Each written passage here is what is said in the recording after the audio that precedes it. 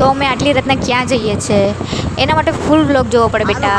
જો hello good morning guys. રોટલી શાક ખાઈને હું જવા લાગી ઓફિસે. પછી જમવાના ટાઈમ પર પાયું મારા માટે વડાપાવ એવું લઈ આવી હતી. જે મને પડીકા ખાવાનું ના પાડે છે એ જ પડીકા લઈને આવી છે. ફ્રૂટ સલાડ ને આવું પેક કરીને લાવે ને તો છોડવાનું એટલું અઘરું ને આ કામ એણે મને જ આપ્યું છોડવાનું ને મારાથી વેલું છૂટે નહીં. પછી તો અમે 3 જણ મસ્ત ખાવા માટે બેસી ગયા વડાપાવ અને ફ્રૂટ સલાડ. પછી પાયુ લોકો ગયા એટલે મસ્ત આરામથી મેં બેસી રહી હતી. ત્યાં તમારું બટરફ્લાયનો મર્ડર થઈ ગયું મારાથી જ. મારી કોઈ બી ફેવરેટ વસ્તુ હોય ને તે વહેલી જ ટપકી જાય સાચું. પછી 5 વાગ્યા એટલે હું જવા લાગી ઘરે, કેમ કે આજે મેરેજમાં જવાનું છે. મોડું એટલે સંતાડું છું કેમ કે મારી બિંદી નીકળી ગઈ છે. હું તો ક્યારની રેડી છું, પેલા લોકો આવે ત્યારે નહીં. અંધારું થઈ ગયું, ખાવાનું નહીં પતી જાય તો સારું.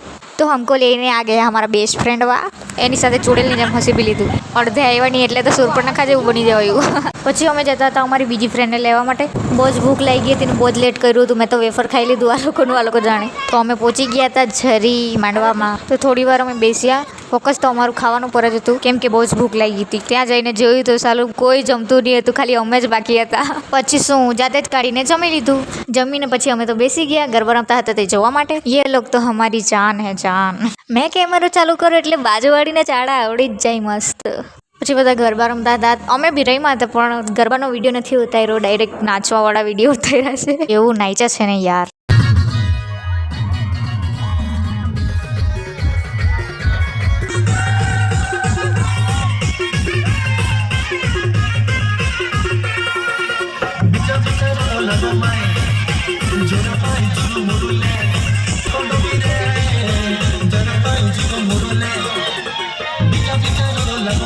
અહીંયા એક દાદી અમારા સાથે બહુ જ નાતી હતી, તેને મેં બોલાવતી હતી એટલે પેલી પાછળવાળી કેટલી હશે જોઉં ને.